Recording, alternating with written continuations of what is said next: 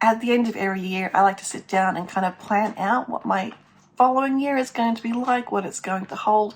And this year will be the first year of me writing something else other than the main serial, because we have finished writing book 4. We still need to, at time of filming, finish editing it and all that good stuff. But this is going to be the beginnings of what's going to happen next. So I thought I'd make this video about my writing goals, hopes, plans, and just share a little bit about each of them with you, and enjoy.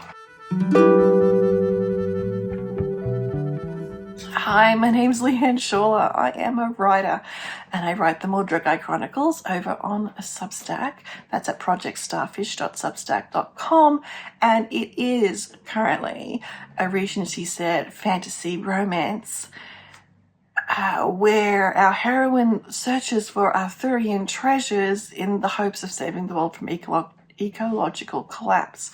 And that story is probably going to finish this year, depending on how many chapters I've got. It might finish early next year. But as it takes about 6 months to write something and get it ready for publication, we need to start thinking about what new writing is going to be coming. I made a list. The first is to finish book 4.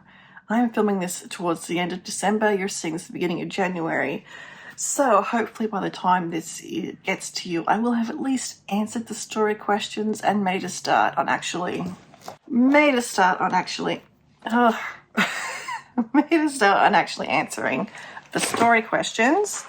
Well, I finished answering the story questions and made a start on the edits. I have until April 11, pretty much, as a hard deadline, because that is when book 3, A Sword for Wellington, finishes serializing. Now that's them looking for King Arthur's sword, which they need as part of the ritual rite to stop the world from ecological collapse. Book 4, we're looking for a spear. Well, some of us are. The rest of us are looking for actual people who have gone missing, and the fallout and the fallout of what happened at the end of book 3 when they attempted to do the ritual. Well, they did a ritual. Did it succeed? Not entirely. Spoiler. So in order to get something happening by April 18th, which I think might be the first post in the collaboration series, I plan to do a collaboration with writers. You're welcome to join in on this particular collaboration. I might share a video about that later on when I've got the details all finalized. But to get that ready, I need to finalize the outline, the background. I need to finalize that first story, which is the first chapter of this book. So I need to invite some people that I know will like to write in this particular setting, because I'm reading their work already over on Substack. You will also be invited at some point to join in on the fun, and it's going to be an ongoing open thing. It's going to remain open. So if your good idea doesn't come along until sometime in June, you can write it, publish it, and then just DM me the link. There will be details on all how to do that. So I'm hoping to get that ready by March 31st. Meanwhile, we're still getting book 4 ready for publication, which is finishing the edits, reviewing the whole manuscript again to make sure it's still flowing. I haven't quite got it into the order I needed to get it into. So once these edits are done, I can then restructure it into the installments that will be published. They're going to be about 3,000 words a week. That'll be the size of each chapter, which is not big. It's about half the size of a normal chapter, I think, if you were trad publishing it. Then I've got to make all the props. And did I tell you I have to get this ready by April 18th? And I'm having a 3-week holiday in there somewhere. Who planned that? I know, I planned that. But, so the goal is to get it all happening by April 18th. And if I miss that deadline, I don't think anyone's actually going to be upset if I'm quiet for a week or two. Seriously, I don't think so. I still have to write the secondary sources for that, so that's another thing I need to do. So those are the 2 big projects for the first 3 months of the year, is book 4 and the collaboration. Looking ahead, I do have an Arthurian prequel to this series that I would like to write. Started it 15 years ago, so I'll be pulling my manuscript into Scrivener. I have to write a new outline for it. I actually managed to outline some of it in this book. There are little hints throughout about everything. So the Arthurian prequel is actually set towards the end of King Arthur's career, and he's kind of like a background character to it. He's not a main character. And it kind of focuses on King Mark of Cornwall, the Tristan Isolde story, but a little differently, and one of Arthur's knights, except this is not a medieval view of the Arthurian period. It is very much a post-Roman Britain view of the Arthurian period, which is what it was.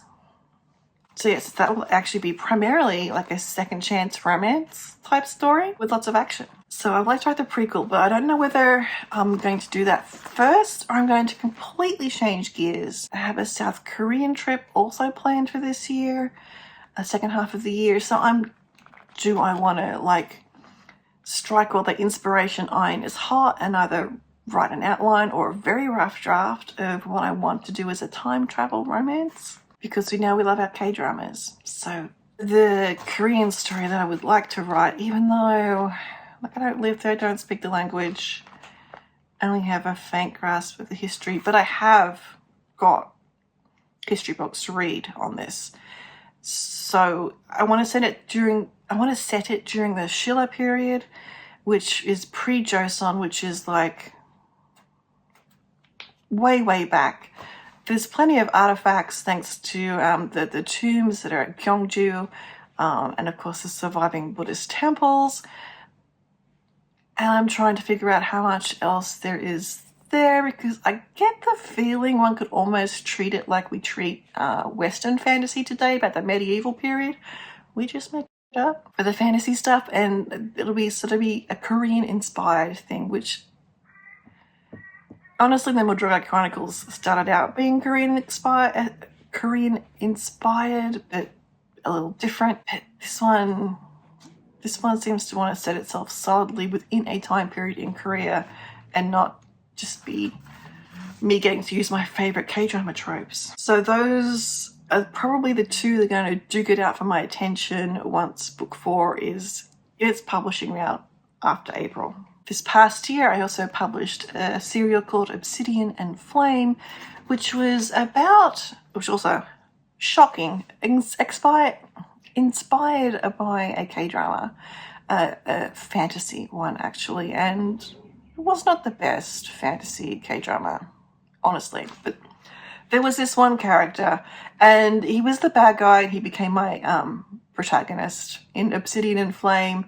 Has this deadly secret, trying to gain control of the throne so he can save his own damn life. And then there's the heroine, who is somewhat of a moderating influence on him, and also gets into trouble because she really doesn't know what she's getting into. Anyway, it finished and things were a little still up in the air. There's open story questions. I have already written an outline for this, inspired by sitting through a symphony last year, or was it symphony earlier this year, and so I know. So the plan is to review that outline, see if it still has the legs. There is a short story that I wrote in July, which will give you a hint as to what might be happening. I'm not going to tell you any more than that, because if you want to go find that July short story, you can. I think it was one of the first ones I wrote for the July fantasy challenge, so you can check that out. So I might end up pulling that short story and using it as a basis for at least one of the scenes. And I'm hoping to continue to write short stories. I have started an above sea section for non-Sea Dragon stories, but I still want to continue Sea Dragons as well. I have a couple of recurring characters that appear in my short stories about the Dragonmaw, the sea dragons, Ardawood and Branwen, and I have the start of a short story, and then it kind of didn't go anywhere. And I kind of know where it needs to go, I just don't know how exactly. So I'm sure a prompt is going to come along and I'll be like, oh yeah, they can do that. That's the current theory. I also want to write another short story involving Indeg, who was a secondary character in Obsidian and Flame, kind of like a bit of an aftermath of what happened in the first season of Obsidian and Flame. So that might get its own little novella-y thing happening. There's plenty of stories to write. So those are my goals, my plans. They're not goals, really. They're like loose plans, like a list of stories I want to write in 2026. I also am not quite clear on what I'm going to be using this YouTube channel for once I finish The End Diaries, writing the fourth book in a series, fourth book in a trilogy. But I'm going to just like write down some thoughts.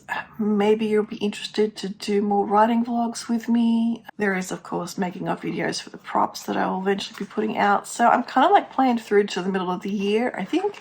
And then after that, I don't know.